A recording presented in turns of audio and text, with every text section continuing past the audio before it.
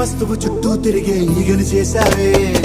చీచి చేసి కేలేని మొగుడు కారండాయ్, గుయ్ గుయ్ గుయ్ గుయ్ అంటూ మీదికి రాకుండా గంపెడి పిల్లలతో ఇంటిని నింపావే. సాపా దిండు సంసారాన్ని